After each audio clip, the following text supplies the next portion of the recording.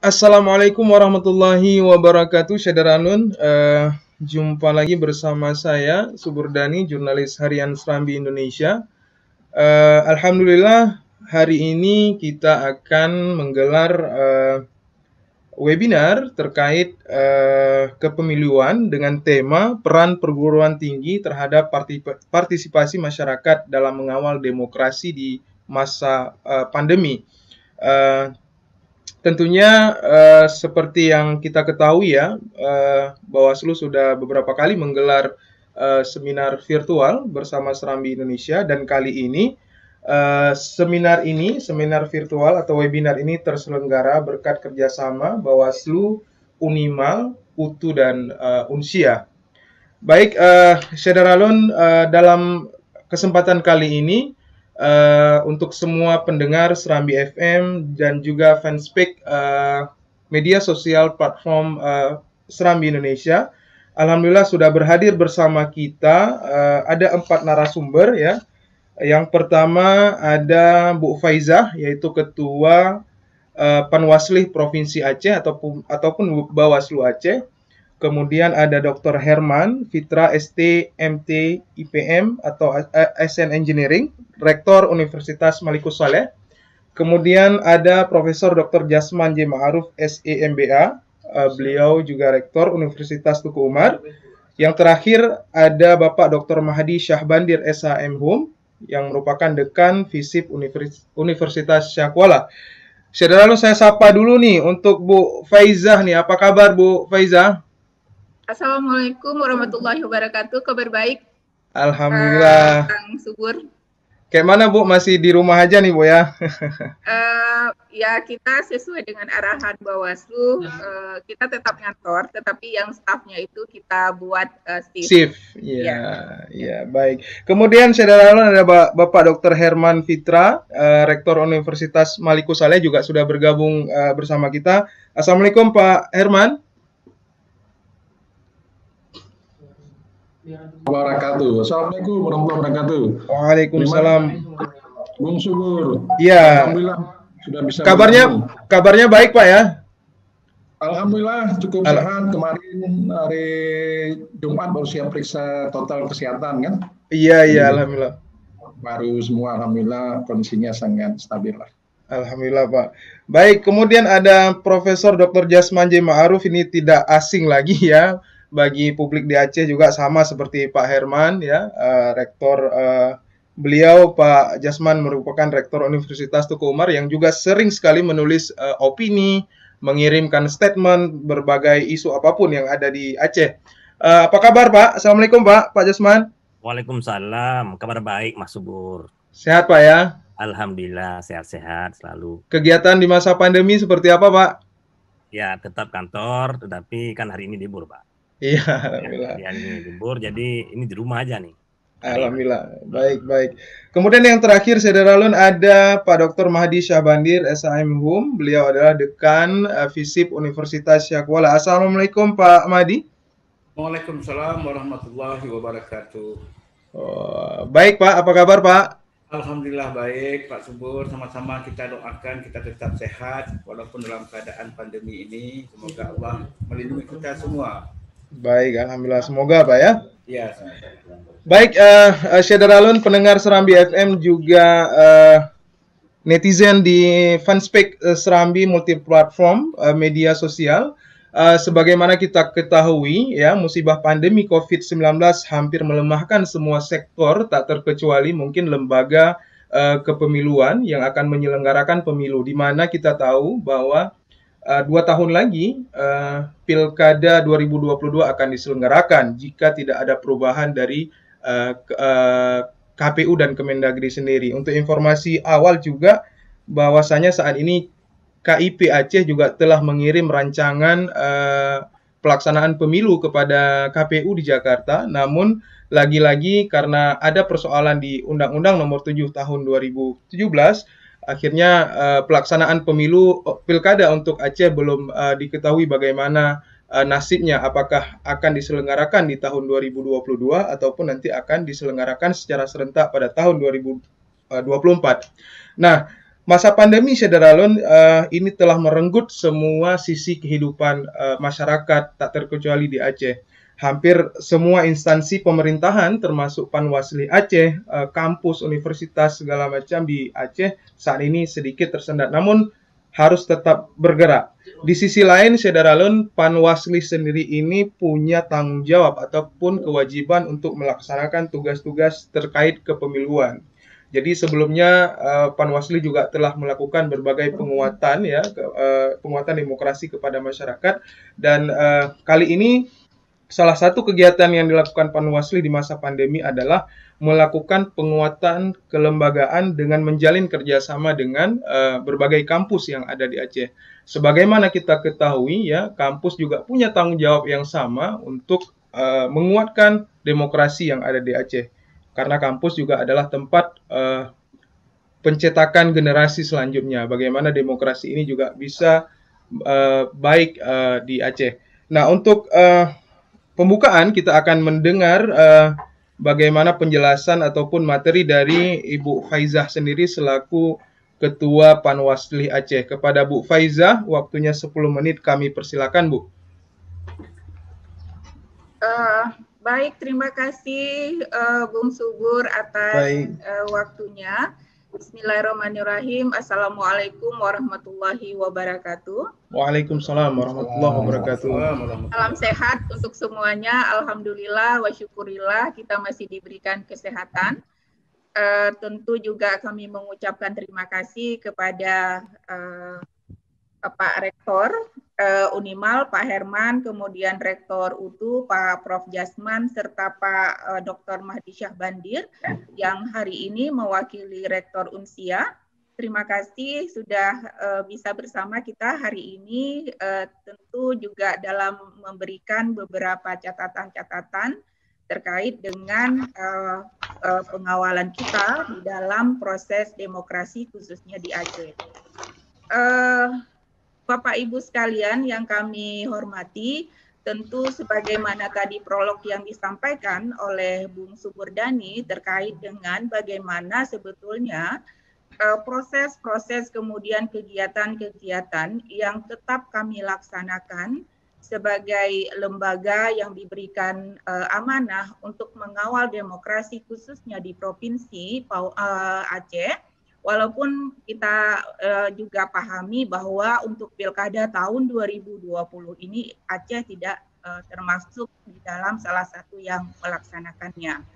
Akan tetapi tentu kita juga, kami tentunya sebagai salah satu lembaga yang merupakan juga bahagian hierarki dari Bawaslu Republik Indonesia tetap melakukan pemantauan terhadap pelaksanaan pilkada di masa pandemi ini. Nah, hari ini tanggal 4 Oktober 2020 ini merupakan hari ke-8 memasuki masa kampanye. Jika kita melihat kawan-kawan di provinsi lain yang sedang melaksanakan pilkada dan merupakan hari ke-67 menjelang hari H, yang tepatnya itu insya Allah akan dilaksanakan di tanggal 9 Desember tahun 2020. Semoga kita berharap juga agar tahapan yang sedang dijalankan ini mudah-mudahan lancar walaupun sedang dilaksanakan di masa pandemi. Tentu dari segi regulasi, KPU kemudian juga Bawaslu sudah menyiapkan aturan-aturan teknis yang tetap mempertahankan, memperhatikan protokol COVID itu sendiri. Bapak Ibu sekalian, seperti tadi juga sudah disampaikan bagaimana Panwasli Provinsi Aceh sebagai pengawal demokrasi di Aceh, walaupun tidak sedang melaksanakan pengawasan terhadap pilkada, akan tetapi roda organisasi kami tetap berjalan. Banyak hal edukasi internal dan eksternal yang tetap kami jalankan. Untuk internal, kami juga tetap memberikan kemudian juga meningkatkan kapasitas, profesionalitas kawan-kawan di kabupaten kota. Juga kami dapatkan dari Bawaslu RI, misalnya proses-proses yang telah kami laksanakan itu adalah pengawasan pemilu untuk tahun 2019. Banyak hal-hal yang untuk terkait dengan pemilu 2019, kami banyak melakukan evaluasi-evaluasi. Kemudian juga terkait dengan persiapan pilkada yang sedang dilaksanakan ataupun Pilkada Aceh yang mungkin nanti mandat pengawasannya itu diberikan kepada kami. Nah, peningkatan kapasitas internal tetap kami laksanakan dengan memperhatikan regulasi-regulasi yang baru. Karena ini banyak perbedaan, misalnya di dalam kami ini pengawas pemilu, selain menjadi pengawas, juga kami diberikan kewenangan sebagai kuasi peradilan. Nah, di dalam meningkatkan profesionalitas kami sebagai kuasi peradilan, kami tetap melakukan pembahanan kepada kawan-kawan kabupaten kota bagaimana melaksanakan penanganan pelanggaran di masa COVID. Kemudian juga bagaimana proses penyelesaian sengketa tetap dapat dilaksanakan secara profesional di masa COVID. Nah, kemudian sebagai upaya pencegahan, ini tentu Bawaslu juga sesuai dengan Rensra Bawaslu yang ditetapkan pada tahun 2020 ini, yaitu melalui Perbawaslu nomor 6 tahun 2020 ini telah menetapkan Rensra Bawaslu untuk tahun 2020 sampai dengan 2024. Di mana salah satu misi daripada Bawaslu yang telah ditetapkan itu adalah meningkatkan partisipasi masyarakat di dalam pengawasan pemilu. Nah, untuk itu tentu berbicara tentang partisipasi masyarakat, kami melihat peluang perguruan tinggi adalah sangat berpotensi untuk kita laksanakan secara bersama-sama.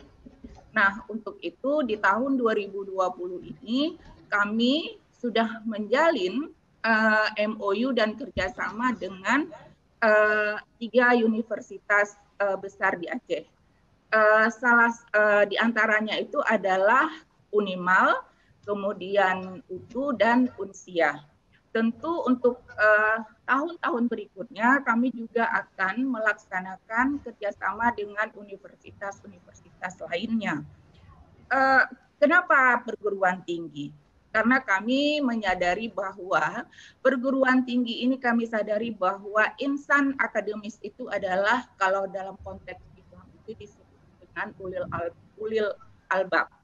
Nah, kami di perguruan tinggi itu sangat besar potensi sumber daya manusianya, baik dari sivitas akademikanya, kemudian juga mahasiswanya yang banyak merupakan sebagai pemilih pemula. Untuk itu sesuai juga dengan agenda Bawaslu bahwa di tahun 2020 ini karena menyadari bahwa kegiatan-kegiatan tatap muka tidak bisa kita laksanakan, maka Bawaslu mengambil inisiasi untuk melaksanakan pengkaderan pengawas pemilu itu melalui proses daring. Telah dilaksanakan pendidikan untuk ada sekitar 793 peserta yang pada saat bulan Ramadan yang lalu itu sudah mendaftar sebagai peserta yang mengikuti sekolah kader pengawasan atau SKPP melalui daring. Dari 790 peserta yang mendaftar, ditetapkan yang lulus secara administrasi itu adalah ada sekitar 693 peserta. Yang pesertanya ini adalah peserta yang usianya itu maksimal 30 tahun. Tentu ini adalah kalau kita melihat bahwa ini adalah generasi muda dan banyak juga pekerjaan mereka ini adalah sebagai mahasiswa. Nah, kemudian setelah dilakukan pendidikan melalui daring, yang dinyatakan lulus dan memiliki sertifikat itu adalah 514 orang. Dan hari ini sudah diberangkatkan ada sekitar 9 orang peserta terbaik mewakili Aceh untuk dilakukan edukasi lanjutan oleh Bawaslu melalui tatap muka. Dan hari ini sudah diberangkatkan, yaitu sekitar jam 11 nanti, insya Allah akan diberangkatkan, dan juga nanti akan dikumpulkan dari provinsi-provinsi yang lain yang pendidikan untuk kader pengawas ini dilaksanakan langsung oleh Bawaslu. Kami juga berharap bahwa 9 orang yang mewakili Aceh ini akan terus dapat menunjukkan prestasinya di tingkat nasional. Nah, kemudian kembali saya kepada kenapa harus perguruan tinggi. Salah satunya juga kami berharap bahwa karena kami juga menyadari bahwa perguruan tinggi ini juga bisa berperan sebagai pengawas dan pemantau, baik itu di dalam pemilu ataupun di dalam pemilihan atau pilkada. Kemudian kami juga berharap bahwa perguruan tinggi ini bisa menjadi fasilitator. Kemudian artinya fasilitator itu perguruan tinggi kami berharap bahwa tidak menjadi anti politik. Kemudian perguruan tinggi juga kami berharap bisa menjadi advokasi, bisa memberikan advokasi kepada masyarakat terkait dengan misalnya ada pembelaan terhadap hak-hak masyarakat. Kemudian yang keempat adalah tentu sebagai edukator. Nah, kami juga berharap bahwa nanti di tahapan pemilu ataupun pemilihan, kampus juga berperan aktif di dalam mengawasi, kemudian juga di dalam melakukan pemantauan.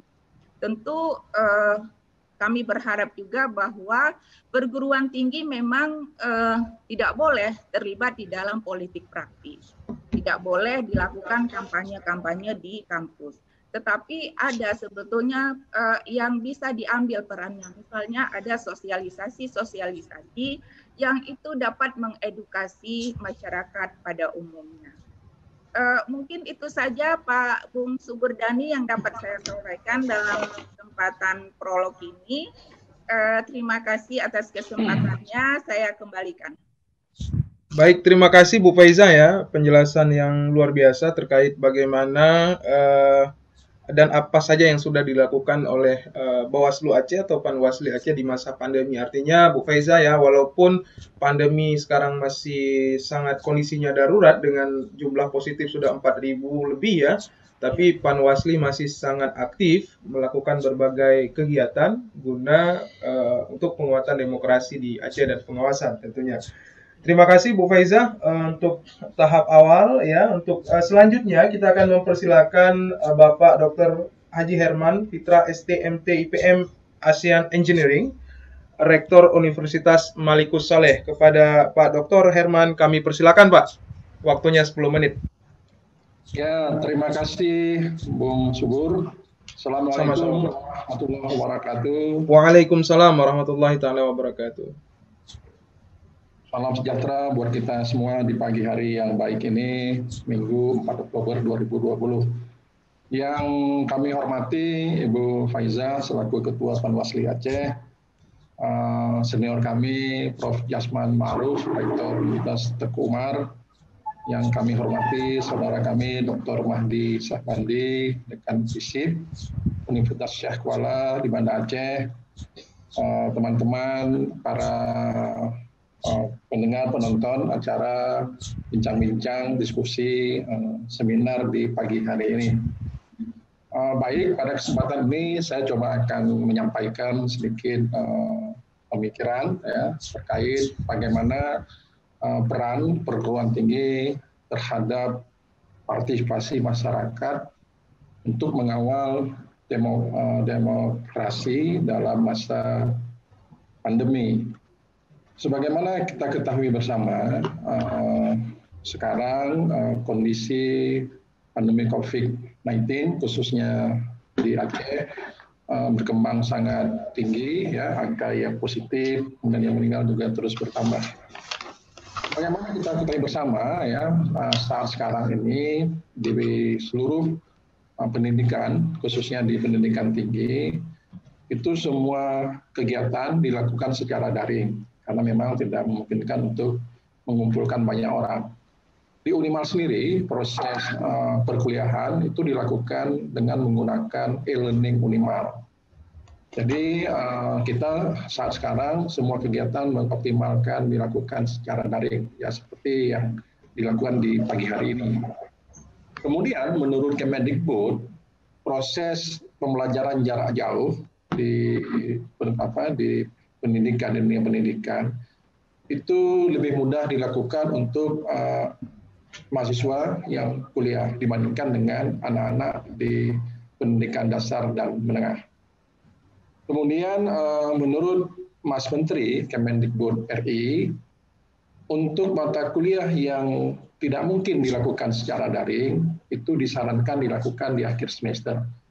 Jadi kita harapkan akhir tahun ini vaksin COVID-19 sudah ditemukan, sudah bisa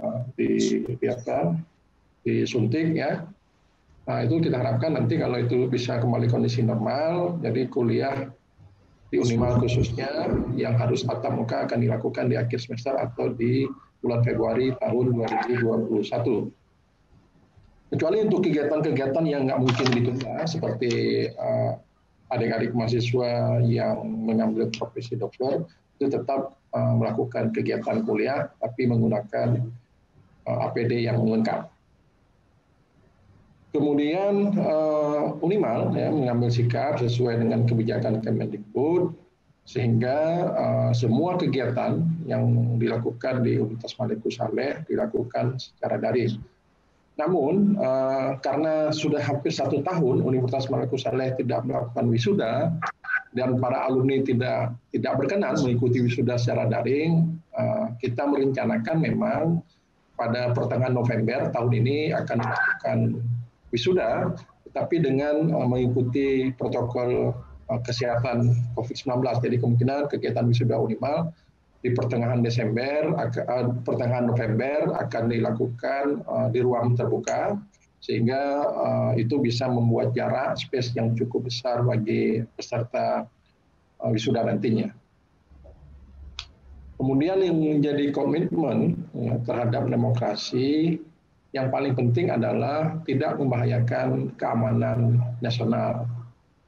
Sebagaimana kita ketahui bersama, tantangan pilkada tahun 2020 itu sangat besar karena saat sekarang kita dalam masa pandemi COVID-19. Tetapi kita ketahui bersama ada 270 daerah se-Indonesia yang akan melakukan kegiatan pilkada. Walaupun di dalamnya ada lebih kurang 25 daerah yang memiliki calon kepala daerah tunggal, artinya melawan kotak kosong. Tetapi pelaksanaan ini tetap harus dilakukan, ya, saya pikir harus dilakukan dengan penuh kehati-hatian dan sangat bijaksana kalau memang harus dilakukan. Dan ini saya pikir peran Panwasli juga sangat besar dalam pelaksanaannya. Kalau memang di Aceh kita tidak ada pilkada tahun ini. Rencana pelaksanaan pilkada di 9 Desember 2020, kita harus bisa melihat antara hak masyarakat untuk memilih kepala daerahnya dan hak hidup masyarakat. Itu harus bisa dilihat dari semua sisi, dari semua aspek. Jadi jangan sampai nanti mengorbankan masyarakat karena bisa menimbulkan klaster baru COVID-19. Kita hari ini, ya, bisa membaca, mendengar, bahkan melihat di televisi terkait dengan rencana pilkada 9 Desember 2020 itu terjadi pro dan kontra di tengah masyarakat, di tengah pemerhati. Karena jangan sampai ya pelaksanaan pilkada itu bisa mengekang hak hidup dari rakyatnya. Kemudian kalau kita melihat ya, pelaksanaan pilkada serentak itu kita harapkan menjadi atau akan mengusung demokrasi kesejahteraan. Jadi kita harapkan pilkada dalam masa COVID-19 ini bukan semata-mata kegiatan rutin 5 tahun ganti kepala daerah. Tapi lebih dari itu, kita harus bisa melihat proses pilkada ini harus bisa melahirkan yang namanya demokrasi kesejahteraan. Bila ini tidak bisa diwujudkan demokrasi kesejahteraan, sebaiknya 9 Desember bisa dipikirkan kembali pelaksanaannya. Sehingga jalan yang diambil adalah jalan yang paling bijaksana buat seluruh kita. Kalau kita perhatikan jumlah populasi atau masyarakat Indonesia yang akan memilih tahun 2020 ini, itu bisa mengikut sertakan 100 juta masyarakat Indonesia yang akan menjadi peserta pemilih, ya, ataupun mereka yang akan mempunyai hak pilih, artinya memilih pertama sekali di tahun ini. Dan itu betul-betul menjadi ujian ya bagi penyelenggara pemilu di tahun pilkada 2020. Kalau kita melihat atau mendengar beberapa organisasi kemasyarakatan seperti NU Nahdlatul Ulama sudah menyatakan ya, lewat media Kompas tanggal 21 September 2020 yang lalu menyarankan agar pilkada serentak tahun 2020 ditunda. Kalau kemudian pelaksanaan pilkada ya, yang tujuannya melahirkan pemimpin atau kepala daerah yang bisa menjamin roda pemerintahan dan menjamin kesejahteraan masyarakat, tetapi membahayakan kesehatan dan terjadinya penyebaran COVID-19, maka sebaiknya pilkada ini juga ditunda. Karena itu menurut hemat kami menjadi lebih baik. Kemudian apa yang menjadi titik kritis pilkada tahun ini? Kalau kita cermati artikel yang dituliskan oleh Wakil Presiden kita sebelumnya, Bapak Yusuf Kala, di harian Kompas pada tanggal 21 September 2020 juga, pelaksanaan pilkada adalah untuk menjawab kepentingan hadirnya pemimpin yang bisa membuat program agar rakyat bisa hidup aman, bisa hidup sejahtera, mengurangi risiko kematian, bisa terus mengenyam pendidikan, kemudian kesehatannya tetap terjaga. Itu yang diharapkan. Tetapi kalau kita amati ya, kita lihat selama masa kampanye untuk beberapa daerah yang melakukan pilkada tahun 2020 ini, KPU telah melarang ya kegiatan-kegiatan yang mengerahkan banyak massa. Tetapi kita lihat hal itu masih terjadi. Nah, kita lihat juga sepertinya KPU juga agak kewalahan ya untuk menyikapi kondisi ini yang mengumpulkan massa. Jadi kalau kita melihat ya atau membaca pengalaman-pengalaman beberapa negara pada masa ada pandemi ya, ada wabah yang menyerang saat itu, beberapa negara juga menunda pelaksanaan pilkada, termasuk tahun 1918. Waktu itu terjadi wabah influenza di Amerika karena pilkadanya dipaksakan sehingga jumlah partisipasinya relatif sangat kecil, hanya mencapai 40%. Dan ini juga dikhawatirkan kalau pilkada ini dipaksakan dalam kondisi COVID, masih ada dikhawatirkan partisipasi masyarakatnya bisa sangat kecil. Kemudian saya akan coba sekarang melihat dari sisi peran kampus dalam memajukan demokrasi. Jadi bagaimana kampus ya pada kesempatan terus bisa memberikan edukasi kepada seluruh sivitas akademikanya, kemudian menyiapkan literasi tentang demokrasi, kemudian disebarluaskan kepada masyarakat dan khususnya kepada mahasiswa, dan kita harapkan mahasiswa juga bisa menyampaikan ya pemikiran-pemikiran kritisnya tentang demokrasi itu sendiri. Kemudian juga mahasiswa ikut serta menyebarluaskan demokrasi kepada masyarakat minimal di lingkungannya. Kemudian gagasan yang paling utama yang perlu dikembangkan dari iklim demokrasi itu sendiri adalah bagaimana prinsip berkehidupan dan pemerintahan itu betul-betul bisa memberikan rasa keadilan bagi seluruh masyarakat, dan khususnya bagaimana rasa itu bisa, pertama sekali rasa keadilan itu dirasakan atau diwujudkan sejak kita berada di dalam kampus. Kemudian yang saya pikir juga ini harus kita cari jalan keluar bersama adalah masalah black campaign ya, atau ujaran kebencian, kemudian politik adu domba. Nah, bagaimana hal-hal ini harus bisa terus diminimalkan, dan peran Panwasli saya pikir dalam hal ini juga cukup besar.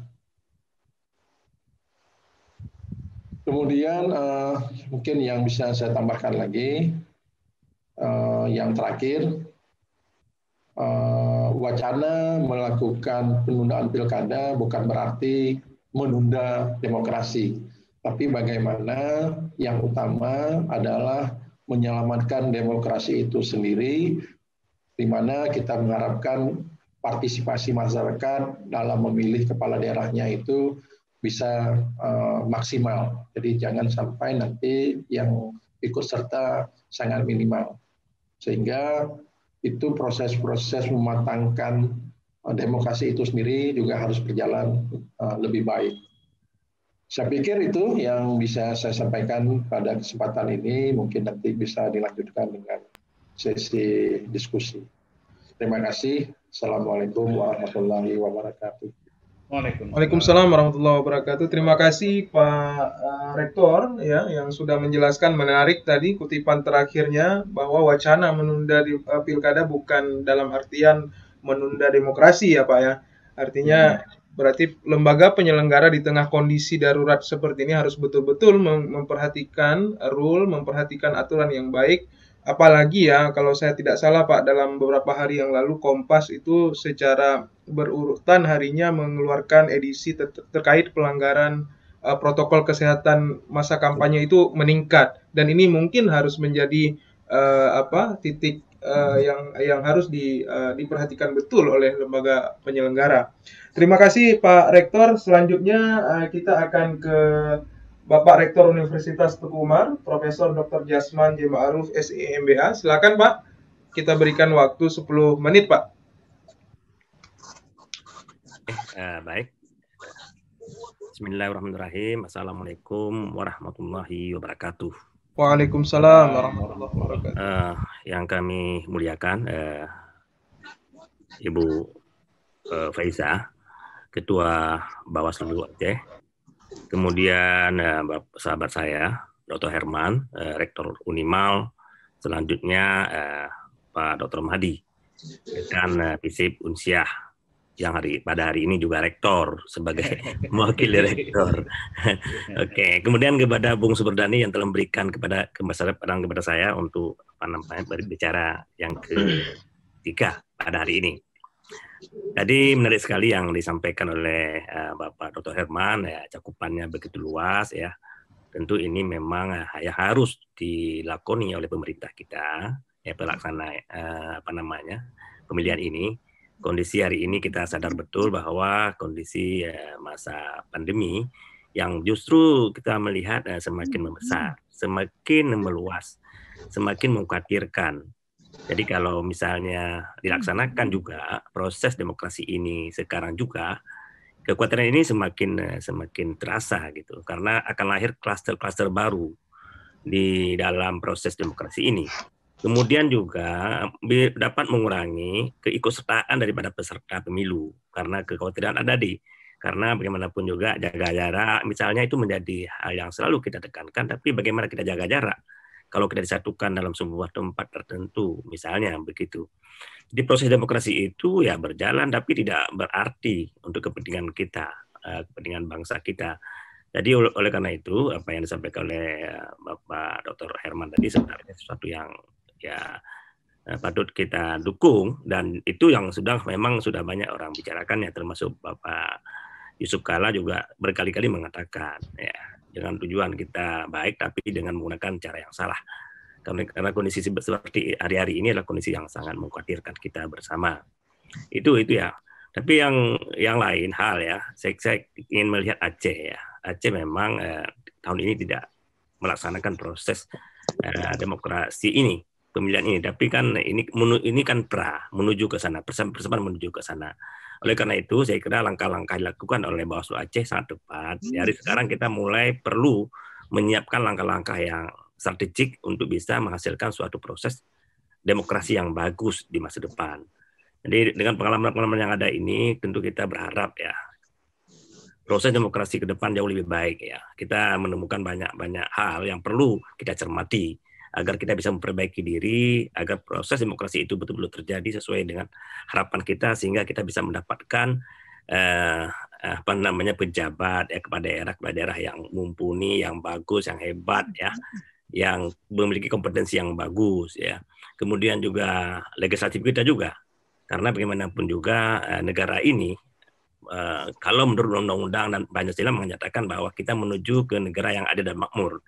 Negara yang adil dan makmur ini tidak pernah tercapai kalau pengelolanya, pengurusnya, baik di eksekutif maupun di legislatif, tidak memiliki kompetensi yang cukup untuk menjadi seorang kepala daerah atau kepala legislatif. Ini yang hal-hal seperti ini mungkin tanggung jawab kita bersama lah. Bagaimana agar ini kita mengkampanyekan agar proses rekrutmen. Ya, di awal ini kan nanti ada pemahaman lah kepada publik. Ya, kita tugas daripada kampus ini kan fungsinya salah satu antaranya adalah baik sebagai fungsi pengawasan partisipatif maupun sebagai fungsi sebagai edukatif. Bagaimana melatih, bagaimana mengkampanyekan, bagaimana mendorong hadirnya pemilih-pemilih cerdas ya di Aceh ini. Nah, ini tugas daripada Tridharma Perguruan Tinggi. Bagaimana pemilih kita itu harus cerdas, melihat programnya, melihat misi dan visi-visinya. Nah, kita tahu bahwa untuk menghasilkan Indonesia maju ke depan, kita mesti memiliki eksekutif dan yudikatif, eksekutif legislatif yang bermutu. Untuk menghasilkan eksekutif legislatif bermutu, maka diperlukan suatu proses pemilu yang bermutu. Proses pemilu yang bermutu ini dapat diperoleh dengan cara melalui proses pelaksanaan pemilu yang baik gitu ya. Nah, ini sangat dipengaruhi oleh 3 hal penting ya saya kira. Pertama, bagaimana menghasilkan pemilu yang bermutu? Pertama adalah pemilihnya harus bermutu. Pemilihnya juga bermutu gitu ya. Nah, artinya cerdas dia, paham dia bagaimana apa fungsinya sebagai rakyat dalam rangka menentukan pilihannya. Kemudian juga prosesnya dilaksanakan oleh KPU dan juga oleh masyarakat ya. Itu harus luber ya, langsung umum, bebas, rahasia dan adil. Ini tentu kita nggak perlu bahas panjang lebar di sini karena sudah paham betul kita bahwa dengan cara beginilah maka hasilnya akan lebih baik. Tapi memang ada anasir pengganggu, yaitu ancaman. ya, mengancam ya. Kita lihat ya pilkada di tingkat kabupaten terutama sekali ya. Itu Pak PNS itu sudah diancam terus tuh ya. Kalau kamu tapi gak dukung kayak gitu lah kira-kira. Maka ini hal begini tidak boleh terjadi ya. Jadi bagaimana kita kampanyekan kepada warga kita, jangan dengar itu. Kemudian nasir lainnya juga adalah politik uang. Dan itu memang tidak nyata. Menyanapeng apa ikutnya. Amdemunya jabatannya. Nah, itu sudah nyata. Dan di kampung dimanapun di kampung saya juga seperti itu, ya kan? Kalau mau jadi anggota legislatif di tingkat kabupaten bagaimana? Tapi itu sudah sangat umum. Semua berbuat seperti itu. Nah, ini sangat berbahaya kalau kita berbiarkan terus-menerus. Nah, bagaimana kampanye ini dilakukan oleh sebuah kampus, oleh perguruan tinggi? Saya kira sebagai drama perguruan tinggi, kampus ini harus menggerakkan mahasiswanya, mengkampanyekan ini. Mengampanyekan bagaimana kita ini harus jadi musuh bersama kita. Politik uang itu harus menjadi musuh bersama kita. Tetapi yang terjadi selama ini saling tahu gitu. Saling tahu di antara anggota legislatif itu. Ya memang mereka aku terus nggak bakal dapat kita ini. Duit dia lebih banyak dari duit saya. Itu dia. Jadi itu yang jadi masalah gitu. Jadi karena itu ini sangat hakiki. Di sini saya kira letaknya peran kampus ya yang besar ya. Bagaimana mengedukasi masyarakat kita. Nah, agar masyarakat itu pintar dia, cerdas dia, bagaimana menentukan pilihannya. Kemudian dia harus tahu dia bahwa uang 1 sen itu nggak ada artinya. Demi 5 tahun ke depan hancurnya sebuah negeri. Jika kepala daerahnya itu, maaf ya, tidak berkompetens, bagaimana kita berharap kemajuan sebuah daerah. Nah ini, kemudian juga bagaimana kita berharap kemajuan ini jika legislatif juga seperti itu. Jadi saya kira ini hal penting, jadi tugas penting daripada sebuah kampus, ya, perguruan tinggi. Nah, bagaimana menjadi moderating variable di sini? Bagaimana menjadi moderate ya terhadap pemilihan ini. Kemudian juga proses pemilihan dengan hasilnya ini. Nah, bagaimana juga mengurangi tingkat nasir-nasir jahat tadi. Nah, sehingga kita nanti ke depan, jika ini terjadi, maka tentu akan dapat kita seorang pemimpin yang jujur, ya, yang amanah, yang visioner. Kemudian yang komunikator di sini adalah kemampuan dia menyerap aspirasi dari hati yang sangat dalam. Kemudian dia berani melakukan sesuatu yang dia yakini itu benar. Kemudian ada rasa empati pada dirinya ke masyarakat, permasalahan masyarakatnya. Nah, hal seperti ini tentu kita perlu kampanyekan. Jadi peran kampus di sini, nah dari sekarang tentu kita ini terus kampanyekan karena ini butuh waktu. Nggak bisa kita ubah pikiran orang, mindset orang dalam 1-2 hari. Dia butuh bulanan. Nah, belum berangkat di kampanye kita pertama kampus mengkampanyekan kepada mahasiswanya, mendorong mahasiswanya di kampung-kampung yang sekarang, apalagi zaman pandemi ini, semua mahasiswa kita di daerah, semua mahasiswa kita di rumah masing-masing. Nah, saya kira kampus harus bermain ini, mengkampanyekan ini kepada semua mahasiswanya di daerah untuk mengkampanyekan bahwa kita harus pilih orang-orang yang hebat, orang-orang yang benar-benar memiliki kapasitas yang bagus. Jadi saya kira masa pandemi ini jadi hikmah bagi kita juga untuk bisa mengkampanyekan ini kepada mahasiswa kita karena mereka sedang berada di daerah-daerah yang mungkin mereka bisa langsung dalam setiap ketemu, setiap pembicaraan, setiap diskusinya di lingkungannya akan menyampaikan hal ini.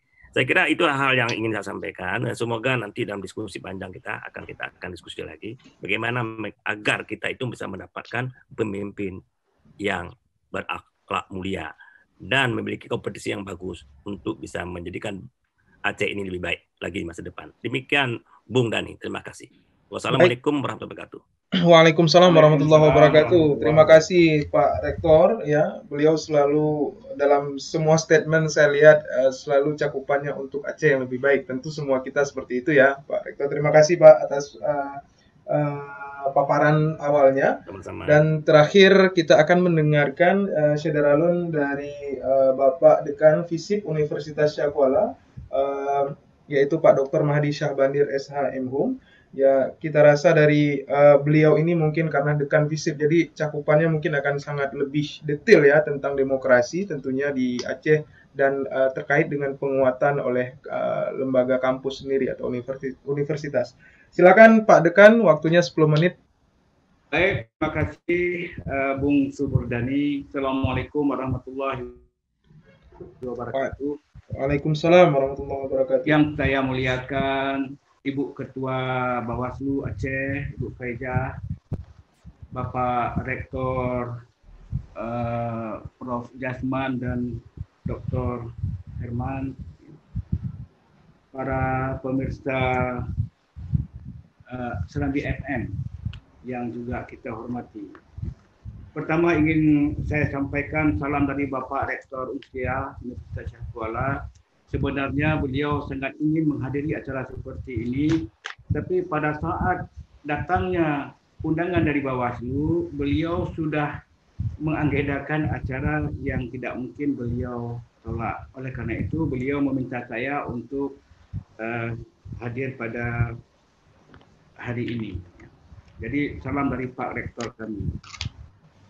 Bapak dan Ibu yang saya hormati, ini mungkin akan saya sampaikan dan saya tidak akan atau menghindari untuk terjadi pengulangan dari pemateri yang telah disampaikan tadi ya. Banyak memang hal-hal yang menarik yang telah disampaikan oleh Ibu Faedah dan juga kedua Bapak Rektor kita yang kita muliakan ini. Kalau kita melihat sebenarnya terhitung sejak tahun 98 beralihnya orde baru ke orde reformasi, kalau kita ingin melihat itu sebagai tonggak terjadinya demokrasi kembali, transisi demokrasi, berarti sudah 20 tahun demokrasi kita ini berjalan. Sudah 20 tahun, berarti sudah dewasa. Tetapi dalam pelaksanaannya kita melihat masih banyak hal-hal yang perlu dibenahi. Kalau kita menyasarkan diri atau melansir pada data yang dirilis oleh FP3ES pada tahun 2020 ini, itu terdapat 31 permasalahan demokrasi Indonesia hingga saat ini yang perlu dibenahi, dan saya pikir ini juga menjadi objek dari pengawasan Bawaslu. Walaupun kita bukan tahun ini melaksanakan pilkada, tapi saya pikir kita perlu mempersiapkan itu dari sekarang. Misalnya contohnya seperti masih adanya politik uang dalam pilkada maupun pemilu. Macetnya kaderisasi partai, populisme dan politik identitas. Ini yang terjadi sekarang. Nah, kita melihat sekarang di DPR hilangnya oposisi, ataupun oposisi itu ada tapi sangat sedikit. Kemudian korupsi politik. Yang paling parah sekarang ini kabar bohong ini, Ibu Ketua. Ya. Kabar bohong, ujaran kebencian dalam rangka mempengaruhi pemilih. Nah, ini mungkin perlu kekuatan IT dalam melakukan pengawasan ini. Banyak berita-berita hoak ini. Kemudian kita juga adanya intoleransi, oligarki, sampai terakhir itu adalah politik dinasti. Ada 31. Saya pikir itulah yang menjadi hal-hal yang perlu kita ataupun menjadi bahan pengawasan nantinya. Kita mengetahui bahwa Bawaslu ini pendekatan pengawasannya itu lebih kepada preventif, bukan represif. Kita melihat fungsinya pun juga, kalau peradilan pun peradilan semu, berarti lebih kepada peradilan administrasinya. Nah, kemudian masa COVID sekarang kita melihat. Ini kalau tidak hati-hati masa COVID ini, itu bisa berpotensi mengancam demokrasi. Karena kita melihat negara ini melakukan tindakan-tindakan yang sangat eksesif, melampaui kebiasaan, tidak biasa sebelumnya. Nah, sekarang dilakukan ya dalam menghadapi COVID ini. Seperti kita mengetahui ada peraturan pemerintah pengganti Undang-Undang Nomor 1 Tahun 2020 yang sekarang sudah disahkan menjadi Undang-Undang Nomor 2 Tahun 2020 ya, tentang pengelolaan keuangan, kebijakan keuangan dan stabilitas sistem keuangan. Ini kan berbahaya dalam undang-undang itu bahwa dikatakan dalam pengelolaan keuangan, penggunaan anggaran pada masa COVID ini tidak bisa dibawa ke ranah hukum, tidak bisa dipidana, tidak bisa digugat di PT UN, tidak bisa dibawa ke pengadilan negeri. Nah, ini kan sesuatu yang tidak biasa. Jadi sangat eksesif. Ya. Kemudian ada kebijakan-kebijakan yang diambil kadang-kadang tidak melibatkan atau kurang melibatkan publik. Kemudian transparansi dan akuntabilitasnya sangat rendah. Kemudian tambah lagi ini, dengan parlemen yang didominasi koalisi partai penguasa yang melemahkan sistem check and balances. Untuk ini sesuai dengan judul, apa yang kita bisa harapkan dengan peran perguruan tinggi di masa dalam mengawal demokrasi masa pandemi. Kita sama-sama mengetahui bahwa perguruan tinggi itu punya 3 peran sentral atau 3 ranah utama, yaitu di bidang pendidikan, di bidang penelitian, dan di bidang pengabdian masyarakat. Di bidang pendidikan misalnya, itu yang dikenal dengan Tridharma perguruan tinggi. Saya pikir ini bisa tiga ranah utama ini bisa membantu dalam melakukan pengawasan terhadap pelaksanaan pemilu dan pilkada nantinya. Misalnya di bidang pendidikan atau pengajaran. Di masa pandemi ini kan perkuliahan itu dilakukan secara daring, via daring. Nah, untuk beberapa mata kuliah yang berkaitan dengan membangun partisipasi masyarakat dalam demokrasi, misalnya kami di sana punya mata kuliah kewarganegaraan, pengantar politik, ilmu hukum. Nah, ini kan bisa membangun partisipasi melalui kuliah-kuliah itu. Karena ini dilakukan secara daring, sehingga yang bisa ikut juga mungkin saya pikir mahasiswa lain juga boleh. Apalagi sekarang dengan kampus Merdeka.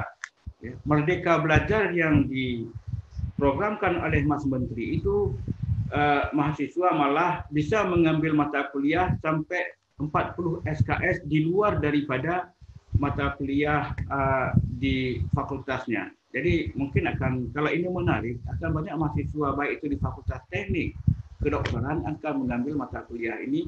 Melalui inilah kita bisa sisipkan pendidikan tentang partisipasi masyarakat, pentingnya partisipasi masyarakat tadi. Kemudian dosen. Dosen itu dapat memberikan edukasi atau membangun opini melalui media massa, termasuk seperti apa yang dilakukan oleh Serambi kita pada hari ini, Radio Serambi. Ya. Itu terkait pentingnya partisipasi masyarakat dalam menciptakan iklim demokrasi yang lebih baik. Kemudian saya pikir dosen itu bisa diundang melalui televisi, radio untuk menjadi penggerak partisipasi masyarakat. Karena kalau dosen kan lebih netral dibandingkan kalau misalnya yang lain. Ada kenetralan, tidak terlibat dengan politik praktis, dan kami tidak boleh. Ada sanksi hukum kalau itu terlibat. Kemudian kita beri juga kepada mahasiswa, walaupun kita jaga itu untuk memberi kebebasan berpendapat melalui dunia maya dengan memperhatikan regulasi media sosial, memberikan kritik-kritik yang konstruktif terhadap persoalan kebangsaan, minimal di lingkup kabupaten, kota, atau provinsi. Kemudian ranah yang kedua, yaitu penelitian. Nah, perguruan tinggi memfasilitasi para dosen maupun mahasiswa melakukan penelitian yang berkaitan dengan partisipasi masyarakat yang ada kaitannya dengan demokrasi. Hasil penelitian ini akan dipublikasikan. Malah kami di Unsiah itu, publikasi itu diharapkan harus ke jurnal internasional yang terindeks Scopus, minimal itu C3 minimal. Jadi kan yang bacanya itu semua warga negara dan juga warga internasional. Kemudian hasil penelitian ini dapat dipublikasi untuk dibaca di khalayak luas.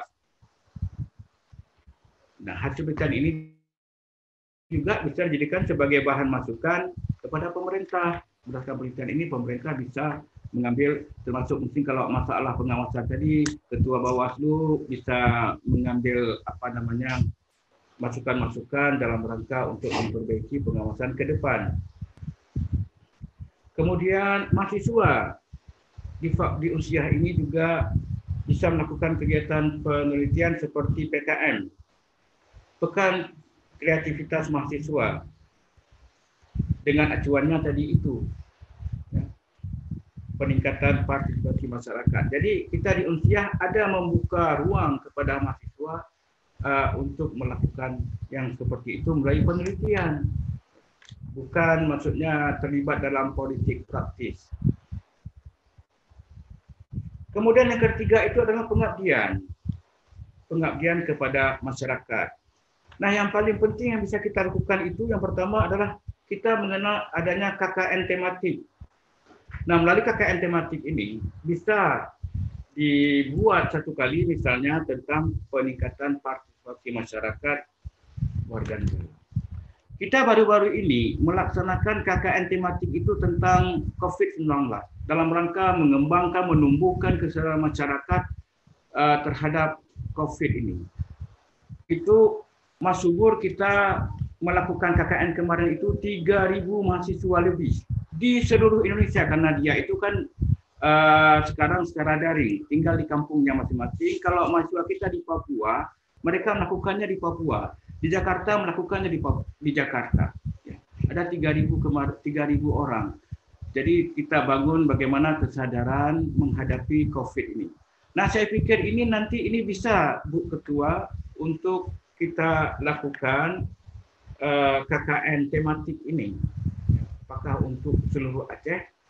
Itu mungkin kita bisa bicarakan dengan Bapak Rektor nantinya. Kita KKN 6 bulan sekali kita lakukan. Kemudian tatap muka itu tetap memperhatikan protokol kesehatan. Itu harus menjadi jargon di setiap kantor Bawaslu kita, KIP kita dari sekarang, walaupun kita tidak melaksanakan pemilu sekarang, belum maksudnya pilkada sekarang, tapi dari sekarang ini kita coba semacam sosialisasi. Kemudian kita sekarang kan gandrung dengan webinar.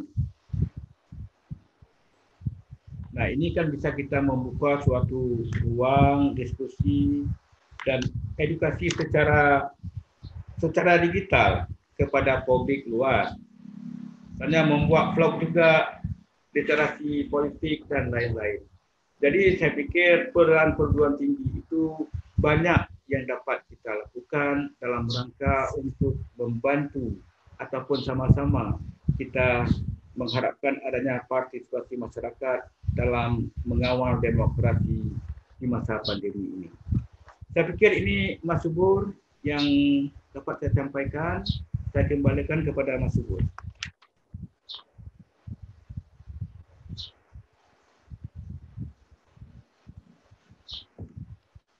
Enggak kedengaran ya? Ya, terdengar Pak, cukup jelas. Alhamdulillah, terima kasih kepada Bapak Dr. Mahdi Syabandir, SHM yang telah mengulas beberapa hal. Beliau juga menekankan bahwa memang perguruan tinggi ini sangat penting ya untuk keberlangsungan demokrasi. Bukan hanya itu, ya Unsiah sendiri juga sudah melakukan bagaimana mahasiswa dipersiapkan untuk menyampaikan edukasi tentang COVID ya Pak melalui jalur KKN kemarin. Terima kasih Pak, karena sampai sekarang masih banyak masyarakat kita yang masih apatis Pak terkait pandemi ini. Nah, kemudian Syederalun, kita sudah mendengarkan semua narasumber menyampaikan paparannya terkait peran perguruan tinggi ya untuk mengawal demokrasi. Nah, kemudian kita akan memasuki sesi diskusi nih, tentunya Bapak-Bapak, Ibu-Ibu sekalian. Sebelumnya juga kami ingin menyapa beberapa kawan-kawan Panwaslih di Kabupaten Kota yang turut hadir tadi melalui kolom komentar di fanspeak serambinews.com. Ada Panwaslih Kota Banda Aceh, ada Panwaslih Aceh Barat, kemudian juga ada Panwaslih Subuh Salam dan juga Aceh Barat Daya turut hadir menyaksikan webinar ini. Mungkin Bu Faizah bisa menyampaikan lagi kepada Panwasli yang belum ikut bergabung nih, Bu Faizah. Baik, Ini mungkin saya selaku yang di studio di Serambi FM di sini ingin mengajukan beberapa pertanyaan nih, terutama dulu untuk Bu Faizah ya. Sebagaimana kita ketahui ya Bu Faizah, ini memang penyelenggaraan pilkada di tahun 2020 sangat terjadi pro kontra. Meski memang Aceh sampai saat ini belum ada kegiatan pilkada, namun kemudian menjadi pro kontra, apakah memang harus dipaksakan ya? Apakah memang harus dipaksakan di tahun 2020 dan bagaimana pendapat dari Bawaslu Aceh sendiri? Karena awalnya kan Komisi 2 DPR RI dengan Mendagri awalnya sepakat untuk melaksanakan pilkada serentak di tahun 2020. Kemudian ini meluber kemana-mana dan bahkan ini ada masuk pertanyaan ke WhatsApp di studio Serambi FM untuk Bu Faizah ya. Kenapa Pilkada 2020 harus dilaksanakan? Apakah ada kepentingan anggaran di sini? Ini salah satu pertanyaan ditujukan kepada Bu Faizah. Mungkin bisa dijawab dulu Bu. Nanti mungkin akan terjadi diskusi lanjutan. Baik, terima kasih Bung Subur dan juga pemirsa pendengar radio Serambi FM, kemudian juga Panwasli yang sudah bergabung dan juga ada teman-teman kampus yang juga sudah bergabung. Baik, atas responnya terkait dengan apakah ataupun kenapa Pilkada tahun 2020 ini tetap dilaksanakan dan apakah ada kepentingan anggaran di sini. Nah, mungkin kami dapat menjelaskan bahwa keputusan pelaksanaan Pilkada di tahun 2020 ini merupakan kesepakatan bersama.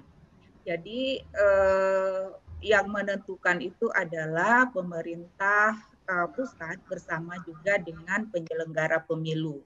Nah, penyelenggara pemilu di sini itu ada 3 lembaga. Yang pertama adalah KPU, kemudian Bawaslu dan juga DKPP. Dalam hal ini juga pemerintah pusat melalui Kemendagri, kemudian juga ada Kemenko Polhukam, kemudian juga ada DPR RI yang juga ini turut memutuskan pilkada ini tetap dilaksanakan di tahun 2020 ini. Karena sebelumnya ini juga sudah pernah diputuskan untuk di pending. Dan kemudian ini diputuskan kembali untuk tetap dilaksanakan dan dijalankan. Dan hingga pada hari ini belum ada perubahan terkait dengan penjadwalan pilkada itu sendiri. Nah, bagaimana kami yang di provinsi, di tingkat level provinsi itu adalah bukan pengambil kebijakan, tetapi itu adalah pelaksana tentu, tapi di tingkat kabupaten, kota, dan juga di tingkat provinsi itu tetap memberikan masukan terkait dengan kendala ataupun kondisi real di lapangan. Tetapi tentu yang memutuskan itu adalah di level pemerintah pusat. Tentu terkait dengan apakah ini ada kaitannya dengan anggaran.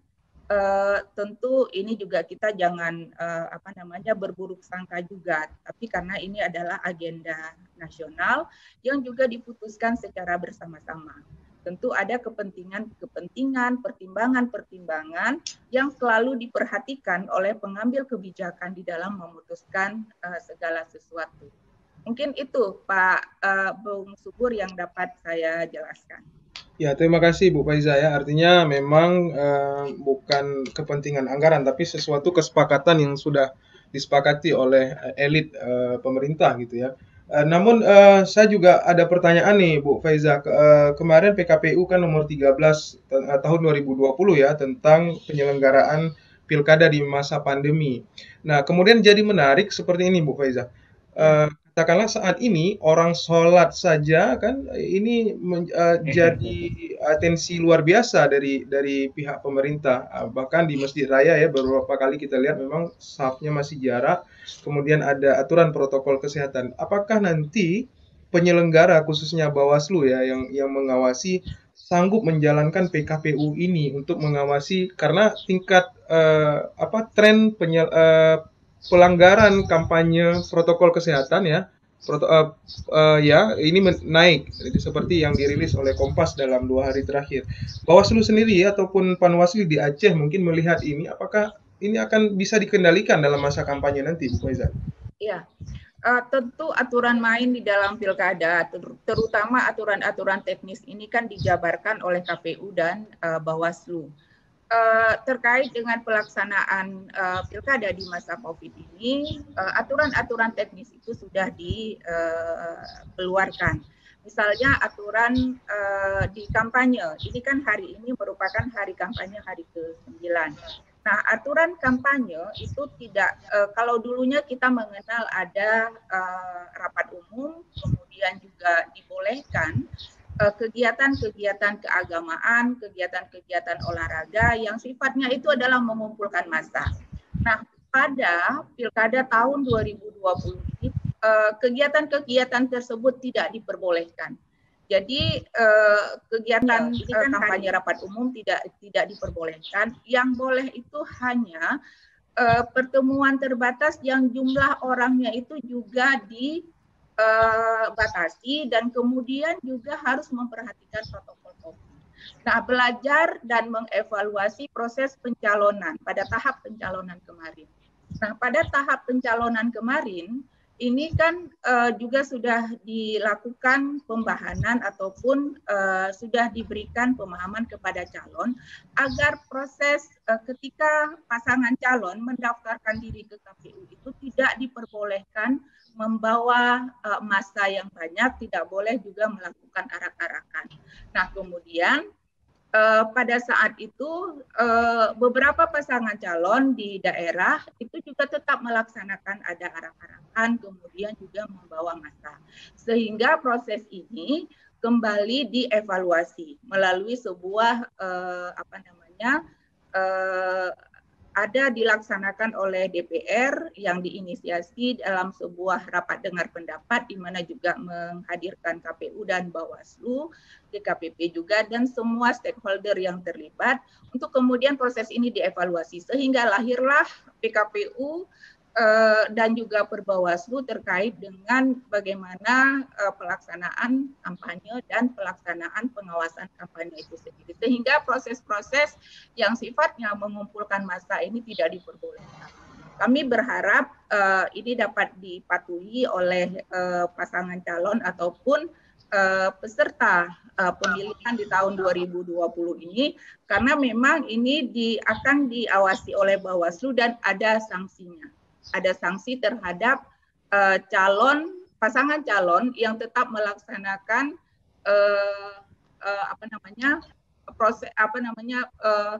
kampanye yang sifatnya itu mengumpulkan massa.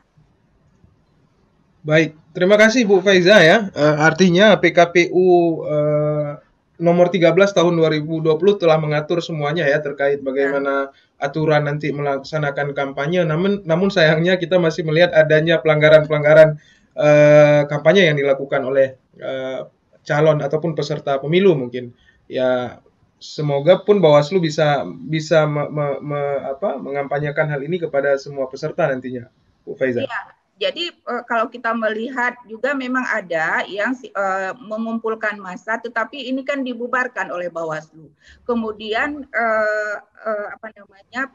pasangan calon tersebut dipanggil untuk dilakukan klarifikasi dan apabila itu ada memenuhi unsur pelanggaran pemilihan, maka ini akan ditindaklanjuti oleh Bawaslu sesuai dengan kewenangannya. Barangkali nanti bisa dibuat push up di depan umum, Bu Faiza, seperti foto di Harian Serambi Indonesia 2 hari lalu ya. Masyarakat yang tidak pakai masker itu kena push up. Baik, terima kasih Bu Faiza ya untuk tanggapannya. Nah, ini ada masuk pertanyaan nih dari fanspage Serambi. Mungkin ini ditujukan langsung kepada Bapak-Bapak Rektor ya dari Universitas. Dari Adam Sani ya, beliau ini salah satu penonton kita sejak tadi yang tidak live dari tayangan ini. Mungkin saya baca secara singkat pertanyaannya. Mungkinkah apabila perguruan tinggi di Aceh memasukkan mata kuliah khusus terkait dengan pemilu dalam kurikulum? Karena Aceh memiliki pengaturan yang khusus dalam hal undang-undang yaitu UUPA. Nah, ini pertanyaan ditujukan kepada semua Civitas Akademika ataupun bapak-bapak rektor yang sudah bergabung. Mungkin nggak Pak, mata kuliah khusus pemilu itu dimasukkan dalam kurikulum? Saya berikan dulu kesempatan kepada Bapak Dr. Herman, ya Bapak Rektor Universitas Malikus Saleh. Silakan Pak.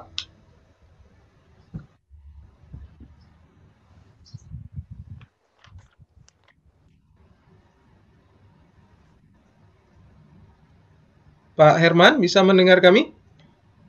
Oke, siap. Ya. Ya. Oke, Bung Subur. Terima kasih, Bung Adam Sani ini. Menarik pertanyaannya. Kalau ditanya mungkin, semua sangat mungkin kan, semua possible dilakukan. Tetapi perlu saya sampaikan hari ini, Unimal sudah bekerja sama dengan Panwasli Aceh. Kita sudah menyiapkan pojok Panwasli, artinya di situ adalah pusat untuk edukasi bagi seluruh sivitas akademika Universitas Malikus Saleh dan masyarakat yang datang berkunjung ke Universitas Malikus Saleh. Jadi ada satu ruang dijadikan pojok bagi Panwasli Aceh untuk menyampaikan, mengkampanyekan tentang pemilu, ya baik pemilu eksekutif maupun pemilu legislatif. Nah itu sudah ada. Berbicara tentang materi kuliah, saya sangat yakin dan percaya kita baru menyelesaikan revisi kurikulum menyambut Kampus Merdeka Merdeka Belajar yang sudah kita luncurkan untuk semester ganjil ini tahun akademik 2020-2021. Untuk prodi-prodi tertentu di Fakultas Hukum, di Fakultas Ilmu Sosial Ilmu Politik, Universitas Malikus Saleh, saya yakin sekali ada materi-materi yang disampaikan terkait dengan pemilu. Tetapi memang tidak menjadi mata kuliah wajib untuk semua mahasiswa, ya di semua fakultas ada. Tetapi setiap mahasiswa yang memang punya concern terkait dengan pemilu, karena seiring dengan konsep Kampus Merdeka Merdeka Belajar, mahasiswa boleh mengambil mata kuliah tertentu di luar prodinya. Jadi sangat mungkin adik-adik mahasiswa yang concern terhadap pemilu itu bisa mengambil mata kuliah terkait pemilu di prodi lainnya. Jadi di prodi yang ada di Fakultas Ilmu Sosial Ilmu Politik dan di Fakultas Hukum. Silakan saja. Artinya berarti sudah ada selama ini Pak ya? Sudah ya, baik. Apalagi dosen-dosen kita di FISIP itu kan memang juga menjadi bagian dari Panwasli, dari KIP yang ada di Aceh. Jadi cukup banyak ya para dosen, mahasiswa, alumni kita yang berkontribusi baik di KIP maupun di Panwasli di seluruh Aceh. Baik. Mungkin jadi jawabnya. Terima kasih Pak Rektor, Pak Dr. Herman. Mungkin untuk selanjutnya saya persilakan Prof. Jasman ya untuk menjawab pertanyaan dari Adam Sani tadi terkait mungkinkah kurikulum mata kuliah pemilu masuk dalam kurikulum. Masuk dalam kurikulum maksudnya Pak. Silakan Pak. Baik, sekarang memang ruang itu semakin besar. Ruang untuk adanya mata kuliah baru yang dianggap penting demi kepentingan bangsa. Jadi sangat mungkin karena kenapa? Karena kita di UTU telah menyepakati setiap program studi itu ada mata kuliah wajibnya 110 saja. 110 saja itu mata kuliah wajib yang mesti diselesaikan di program studi masing-masing. Kita ada 20 program studi. Nah, ada sekitar 34 SKS lagi, itu mereka boleh pilih apapun yang dianggap penting bagi dirinya. Jadi mata kuliah ini nanti bisa jadi mata kuliah pilihan untuk semua prodi. Ya kan, saya mungkin bisa saja di FISIP menjadi mata kuliah pokok, tapi kalau di prodi lain itu bisa memilih. Nah, kita kan sekarang memasuki era kesadaran tentang bahwa betapa mahasiswa itu punya hak yang lebih besar untuk memilih mata kuliah yang dianggap penting menjadi bahan bagi dia untuk masa depan dirinya. Jadi oleh karena itu saya kira sekarang memasuki bisa saja kita fasilitasi dan ini kita tawarkan di MKDU misalnya mata kuliah umum yang bisa dijadikan pilihan dan misalnya apapun prodi. Jangankan itu yang lain aja bisa pilih dia. Yang penting dia boleh memilih pelajaran di luar prodinya yang dia anggap relevan dengan bidang dia dan yang dianggap bisa berkontribusi untuk masa depannya, nah dia bisa memilih. Bahkan dia bisa 6 bulan magang di tempat lain. Artinya boleh magang juga di Bawaslu 6 bulan. Di Bawaslu ini kan menjelang pilkada misalnya, atau menjelang tahun berapa 22 menjelang pilkada misalnya. Nah 6 bulan menjelang atau 6 bulan di antara awal dan akhir proses pemilu itu, mahasiswa kita itu bisa magang di sana selama 6 bulan. Nah itu 6 bulan itu sama dengan 20 SKS gitu. Jadi artinya sangat mungkin. Dan yang penting bahwa mahasiswa tersebut tidak bisa dipaksa untuk mengambilnya, tapi dia secara sukarela dia menganggap bahwa itu penting bagi dirinya. Nah, oleh karena itu saya kira dengan Kampus Merdeka Belajar ini ruang gerak bagi mahasiswa itu untuk memilih pelajarannya yang sesuai dengan keinginannya itu semakin mungkin. Jadi kita sebagai pengelola memfasilitasi saja.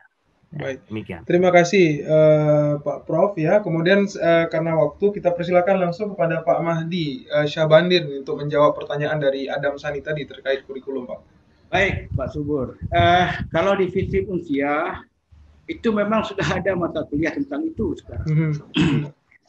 Kita kan ada 4 prodi di sana. Ada prodi politik. Nah, di situ juga diajarkan tentang sistem pemilu, sampai dengan masalah usada, sampai dengan parlok diajarkan di situ. Karena ini kita ingin Aceh ini ada hal-hal yang sangat berbeda dengan daerah lain, itu kita angkat. Sehingga mahasiswa itu salah satu menarik memilihnya itu karena hal tadi yang berbeda, yang tidak bisa ditemukan itu di UI, di UGM maupun di Unpad ataupun di universitas lain yang lebih besar. Ada hal-hal yang khusus, termasuk dengan kaitannya dengan syariat Islam. Kemudian di prodi komunikasi kita ada mata kuliah komunikasi politik. Kemudian di pemerintahan, ilmu pemerintahan, kita ada mata kuliah di sana itu sistem pemerintahan. Salah satu babnya itu adalah tentang pemilu tadi, bagaimana kita memilih pemimpin itu. Kemudian Mas Subur, kalau di Unsia itu ada MKDU, mata kuliah dasar umum. Itu semua mahasiswa fakultas di Unsia itu ngambil yang namanya mata kuliah kewarganegaraan. Nah, salah satu di situ juga diajarkan masalah politik tadi. Saya pikir ini Pak Subur. Baik, terima kasih Pak Mahdi ya. Artinya memang sudah ada ya. Mungkin Bang Adam Sani ini mungkin harus ini lagi. Kita juga nggak tahu nih beliau mahasiswa di mana ya. Intinya semua kampus ya, terutama Civitas Akademika yang hadir di sini mengatakan bahwa itu memang sudah ada dalam kurikulum ataupun mata kuliah yang ada di kampus selama ini. Pak Adam Sani, Ketua Panwasli Nagan Raya. Oh ya, mungkin ini mau menguji, mau tes aja nih, mau tes bisa.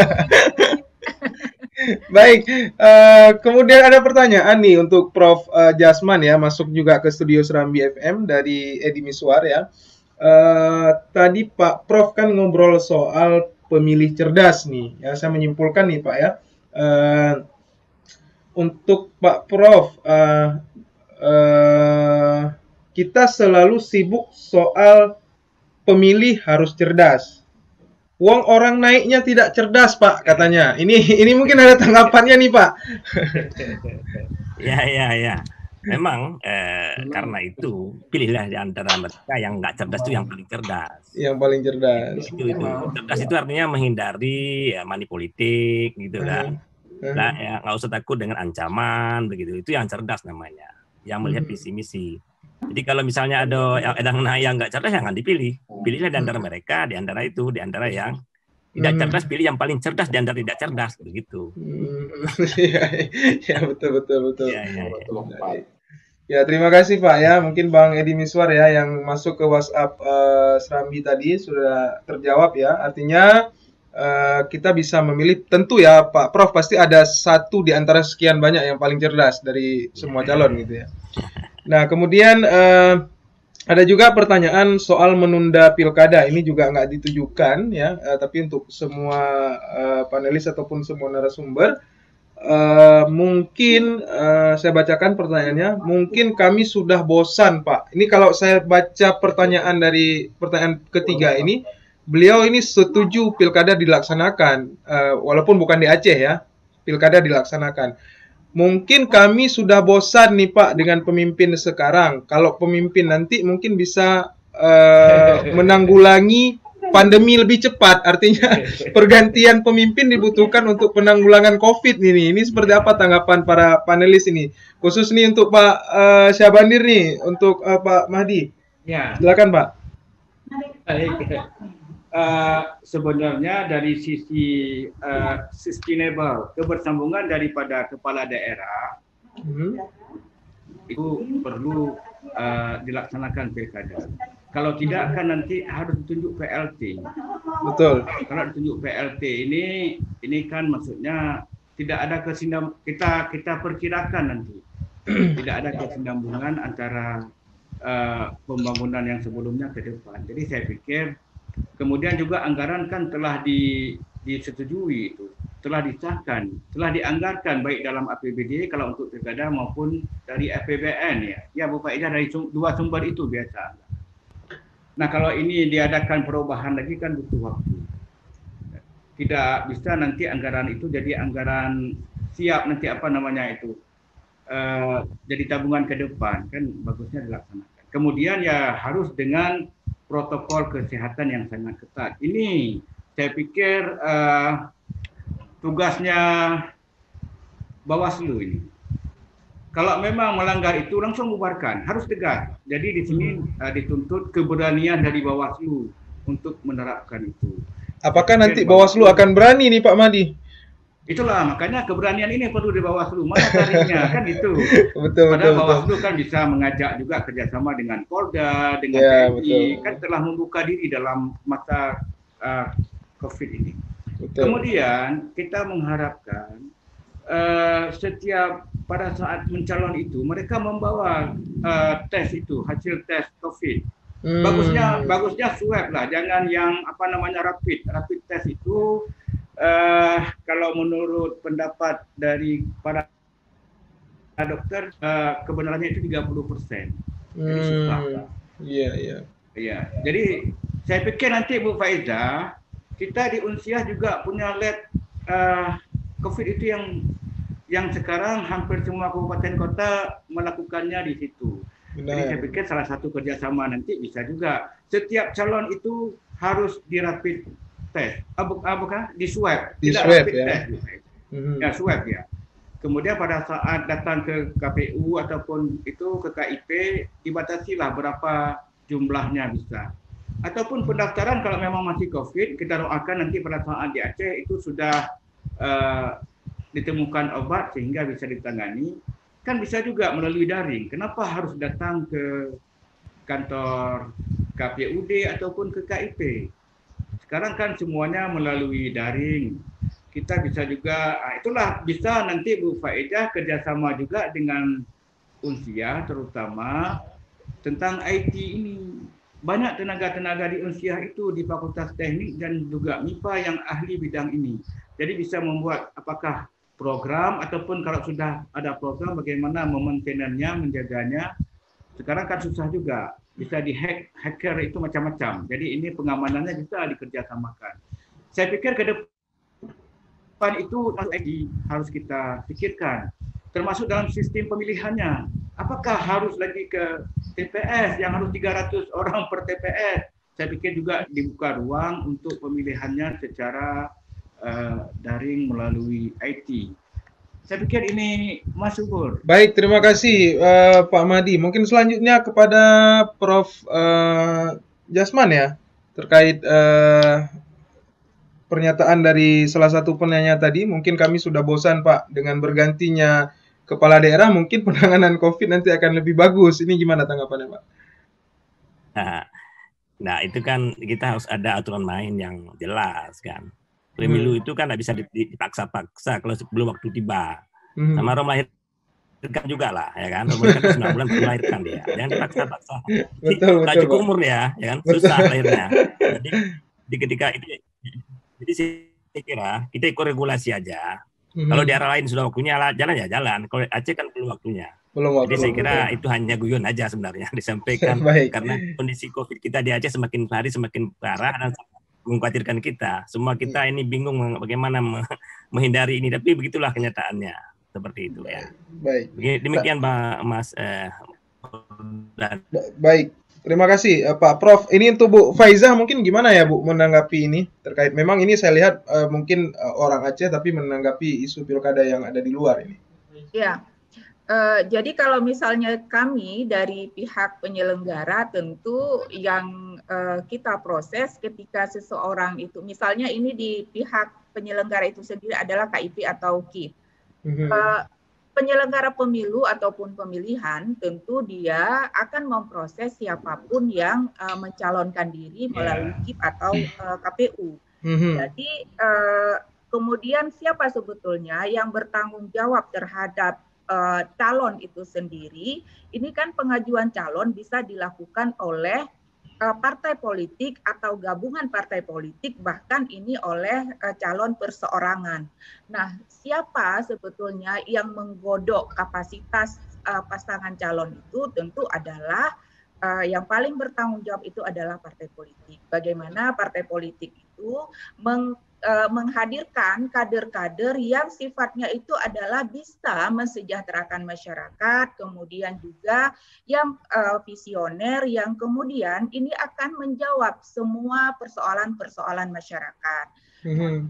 Masyarakat yang juga punya kepercayaan dirinya, dia itu bisa mencalonkan dirinya sendiri melalui calon perseorangan. Nah, tentu dalam hal ini adalah kewajiban kita semua. Kewajiban terutama juga ini kan perguruan tinggi juga sebagai salah satu instrumen yang menggodok sumber daya manusia.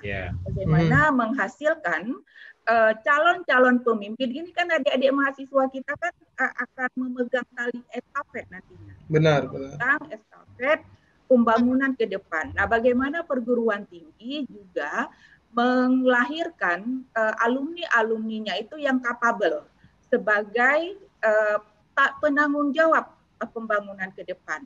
Nah, kemudian nanti adik-adik mahasiswa ini juga diberikan pemahaman terkait dengan politik, terkait dengan bagaimana mensejahterakan masyarakat, bagaimana nanti dia akan bergabung di dalam masyarakat, kemudian juga bisa menjadi kader partai yang mumpuni.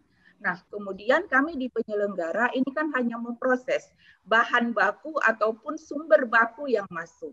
Kemudian kami dari sisi lembaga pengawas akan mengawal proses ini dengan baik. Dan kemudian juga misalnya terkait dengan tadi Pak Mahdi juga sempat menyinggung terkait dengan proses di Pilkada 2020 ini. Bagaimana harusnya Bawaslu ini mempunyai keberanian. Ada pasangan calon yang tetap menggunakan masanya di dalam melakukan kampanye. Nah, dari internal Bawaslu dan juga sudah ada SE Ketua Bawaslu ini untuk membentuk gugus tugas, membentuk Pokja yang Pokja itu terdiri tidak hanya dari Bawaslu, kemudian juga menghadirkan berbagai lembaga daerah lainnya. Misalnya ada Satpol PP di situ, kemudian juga ada pihak kepolisian. Nah, Pokja ini yang tugasnya ini adalah juga mengawasi protokol kesehatan ini. Nah, banyak saya juga mengupdate informasi internal di Bawaslu Indonesia. Ini hampir semua daerah sudah melaksanakan Pokja ini, sudah membentuk dan juga sudah bekerja. Ada bahkan yang memang langsung dimasukkan ke dalam gugus tugas, itu ada terdiri juga atas penyelenggara pemilu, ada KPU dan Bawaslu-nya. Jadi untuk saat ini persiapan-persiapan terkait dengan kelembagaan sudah banyak dilakukan. Ikhtiar tetap kami lakukan. Kemudian juga semoga ini kan juga tentu tidak bisa sendiri ini Bawaslu, harus disupport. Makanya juga kami berharap ini perguruan tinggi juga bisa memberikan dukungan kepada kami. Tadi saya dari paparan tiga rektor ini sangat antusias bagaimana perguruan tinggi di Aceh ini juga akan turut mengawal proses demokrasi di Aceh. Baik. Bung Subur. Baik, terima kasih Bu Faiza ya, Bu Ketua. Tentunya sangat menarik ya. Semua kampus memang benar seperti Bu Faiza bilang tadi akan mengawal dan semoga ini tetap dilakukan ke depan ya. Dan soal instrumen kampus tadi menjadi instrumen penggodok sumber daya manusia, saya juga setuju nih Bu Faiza. Banyak sekarang kader-kader dari kampus juga menjadi anggota DPR tentunya ya. Ada yang jadi timnya dari eksekutif dan sebagainya tentunya. Oke, untuk terakhir nih terkait pertanyaan tadi dari Pak Dr. Herman. Silakan Pak.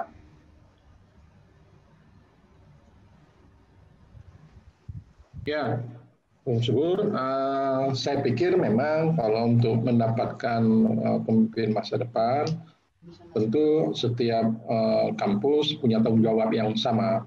Karena sebagian besar pemimpin itu dilahirkan dari kampus. Jadi oleh karena itu saya pikir pada saat sekarang kampus itu terus bisa berkontribusi, memberikan edukasi kepada seluruh mahasiswa dan masyarakat, sehingga masyarakat juga semakin cerdas, semakin pintar dalam memilih pemimpin masa depan. Oleh karena itu, saya pikir keterlibatan perguruan tinggi yang alhamdulillah hari ini sudah dilakukan lewat Panwasli Aceh, lewat Ibu Faiza dan teman-teman yang ada di Panwasli, ini bisa terus berlanjut sampai nanti dilaksanakan pilkada di Aceh. Jadi dengan harapan kita terus perguruan tinggi ikut berkontribusi, ikut mengawal demokrasi yang ada di Aceh. Untuk mendapatkan pimpinan kepala daerah atau pimpinan kita yang lebih baik, tentu kampus juga tidak bisa sendiri. Tentu semua stakeholder yang ada perguruan tinggi, ada alim ulama, ada tokoh-tokoh, itu juga bersama-sama memberikan edukasi buat masyarakat sehingga nantinya insya Allah kita mendapatkan kepala daerah yang insya Allah ya dapat membawa kesejahteraan bagi kita, khususnya bagi masyarakat Aceh. Amin. Terkait dengan kondisi COVID-19, saya pikir pemerintah juga tidak bisa bekerja sendiri. Pemerintah mempersiapkan regulasi, melakukan evaluasi, melakukan pengawasan, tetapi dukungan masyarakat, dukungan perguruan tinggi, dukungan alim ulama, tokoh, dan seterusnya, itu juga pengaruhnya sangat besar. Jadi oleh karena itu, terkait dengan konflik atau wabah apapun nanti yang ada, atau bencana apapun yang muncul, itu tetap pemerintah atau kepala daerah, para pemimpin nggak mungkin bekerja sendiri. Tetap harus didukung oleh seluruh komponen masyarakat yang ada, sehingga segala permasalahan, segala bencana, segala musibah dapat diatasi secara bersama-sama. Saya pikir itu, Bung Subur, saya kembalikan. Terima kasih. Pak Rektor ya atas statement terkait pernyataan dari salah satu penanya tadi. Nah sebenarnya ini masih banyak sekali yang harus dibahas. Kita juga belum masuk nih Bu Faiza dalam tolak tarik tentang pelaksanaan Pilkada Aceh tentunya. Apakah akan dilaksanakan di 2022 atau di 2024? Tentunya ini kan juga jadi perbincangan menarik ya. Cuman karena waktu nih Bu Faiza ya. Tentu nanti kita berharap Bawaslu akan mengundang kembali para akademisi ini untuk membahas di satu sesi lagi nih Bu Faiza ya. Satu sesi lagi pembahasannya terkait Pilkada 2022 atau di 2024. Mengingat sekarang kan KIP kalau saya tidak salah sudah mengirim rancangannya, namun Mendagri dan KPU sampai sekarang belum memutuskan apakah bisa dilaksanakan atau tidak. Namun kalau kita lihat UUPA ya ada celah kita untuk itu. Baik, untuk sesi terakhir kita akan memintakan closing statement dari semua panelis, dari semua narasumber. Saya mulai nih, karena tadi sudah saya mulai dari Bu Faiza yang pertama, dan Pak Mahdi yang terakhir. Saya mulai dulu dari Pak Mahdi nih. Pak Mahdi terkait penguatan demokrasi di kampus, seperti apa nih Pak? Ya, baik.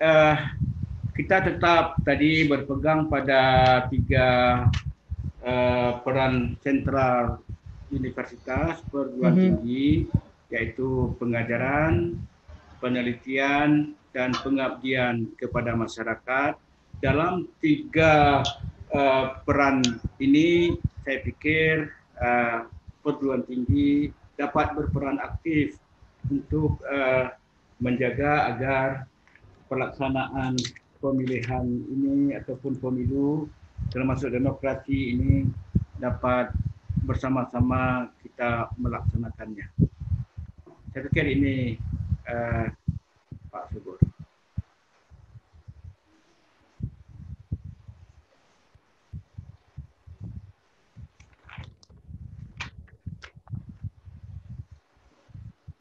Siapa? Bung Subur, suaranya nggak ada itu. Ya, nggak kedengaran nih, Bung Subur. Mohon maaf, Pak. Kadang-kadang memang kita lupa nih, Pak, tekan unmute-nya. Baik, silakan Pak Prof. Jasman untuk closing statement-nya, Pak. Oke, baik.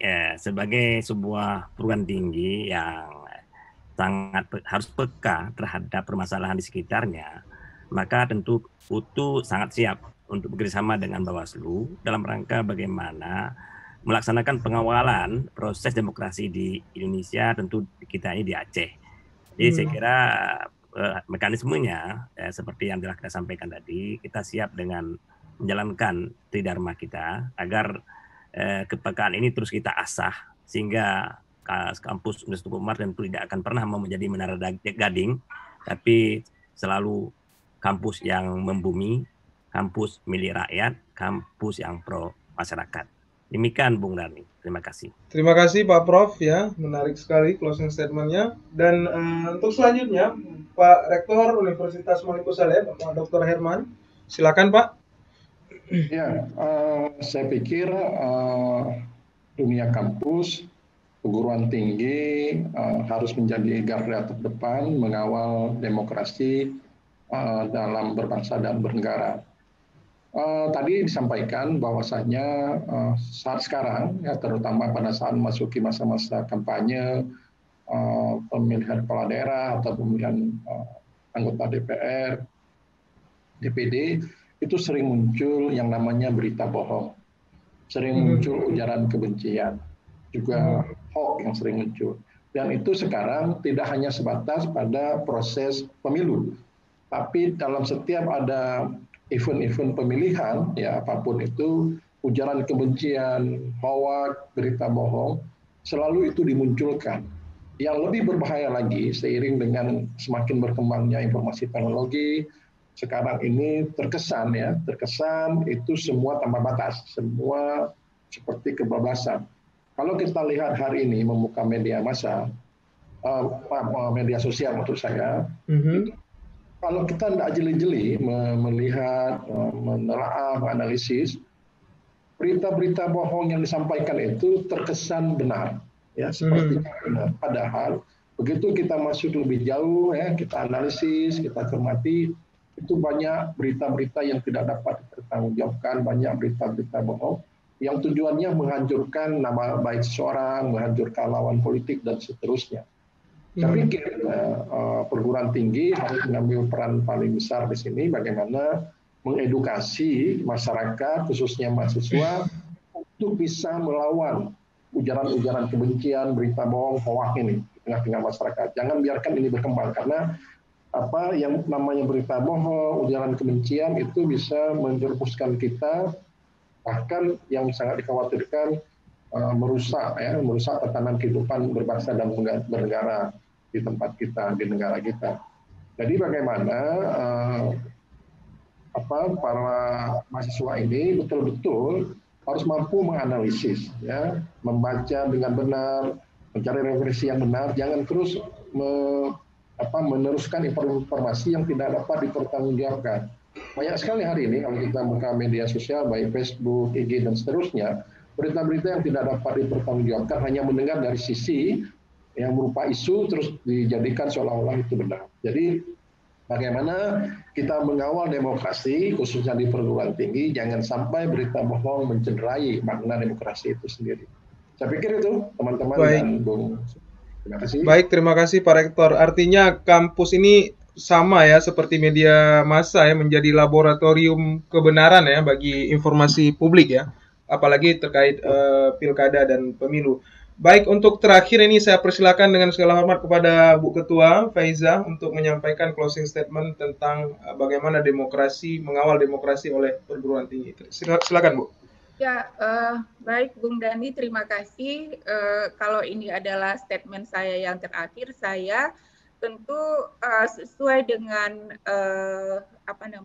yang tadi juga saya sudah sampaikan di prolog bahwa kerjasama dengan perguruan tinggi dalam kapasitas mengawal pemilu dan demokrasi di Aceh akan terus kita laksanakan juga dengan beberapa perguruan tinggi lainnya.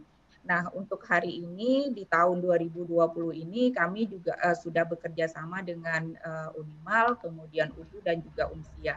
Tentu tadi ada sebetulnya irisan daripada visi dan misi kita. Kalau perguruan tinggi memiliki Tridharma perguruan tingginya, kami memiliki Renstra Bawaslu. Nah, untuk hari ini kami merasa bahwa irisan tugas-tugas kami ini harus kita laksanakan secara bersama-sama dan secara moral kami juga sudah mendapatkan dukungan ini dari universitas yang 3 ini. Juga kemudian nanti juga kita akan bekerja sama dengan universitas lainnya. Ini tentu dalam upaya kami bagaimana membumikan pengawasan itu sendiri, Bung Subur. Jadi kami berharap pada proses demokrasi, kemudian proses pemilu dan pilkada untuk di Aceh khususnya untuk ke depan ini menjadi lebih baik. Tadi Pak Herman sudah katakan bagaimana sebetulnya kita harus ini kan mengantisipasi kemudian juga menindaklanjuti jika ada persoalan-persoalan terkait dengan berita-berita bohong. Yang berita-berita bohong ini sekarang ini kan kemasannya seolah-olah itu berita yang benar. Ini yang sebetulnya sangat sulit kita berantas ini. Tapi saya yakin jika ini bersama-sama kemudian edukasi terkait dengan pengembangan demokrasi, peningkatan demokrasi ini secara kita lakukan secara masif, insya Allah pengembangan demokrasi ini akan berjalan dengan baik. Tentu sekali lagi kami berharap bahwa agar dukungan dari perguruan tinggi terhadap Panwasli Aceh ini terus meningkat. Kita bumikan pengawasan pemilu secara bersama-sama. Untuk kesempatan terakhir, saya ingin memberikan salam hormat saya kepada Pak Dr. Herman, Prof. Jasman, kemudian juga Pak Dr. Mahdi Syabandir. Ini merupakan kawan lama saya di Kipnat dulu, Pak Bung Subur. Ya. Kemudian juga tidak lupa saya ucapkan terima kasih dan juga salam hormat saya kepada seluruh sivitas akademika yang juga bergabung dalam daring, kemudian juga kawan-kawan Panwasli Kabupaten Kota, serta pendengar Serambi FM. Mohon maaf saya tidak dapat menyebutkan satu persatu, tetapi tentu tidak mengurangi rasa hormat saya. Saya kembalikan Pak Subur Dani.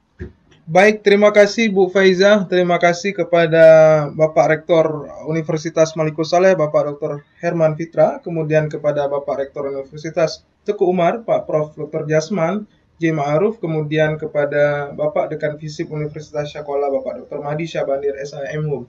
Baik, karena semuanya sudah menyimpulkan, jadi saya tidak lagi menyimpulkan, artinya memang kampus sangat berperan penting dalam mencetak ataupun memberi informasi yang benar terhadap masyarakat dan kemudian mengawal proses demokrasi yang kita lakukan setiap 5 tahun sekali. Nah, kami juga mengucapkan dari studio, dari semua tim teknis, studio menyampaikan salam kepada semua narasumber, begitu juga pemimpin umum Harian Serambi Indonesia, Bapak Haji Samsul Kahar, dan juga pemimpin perusahaan, Bapak Muhammad Din, menyampaikan salam kepada semua narasumber yang telah berhadir, dan juga kepada semua pendengar dan penonton dalam webinar ini. Tentunya kita berharap nih Bu Faiza, ke depan akan kita lakukan lagi khusus membahas Pilkada Aceh 2022 atau 2024. Terima kasih Bapak-bapak, ibu-ibu semua yang telah berhadir. Salam hormat kami dari Studio Serambi. Assalamualaikum warahmatullahi wabarakatuh. Waalaikumsalam warahmatullahi wabarakatuh.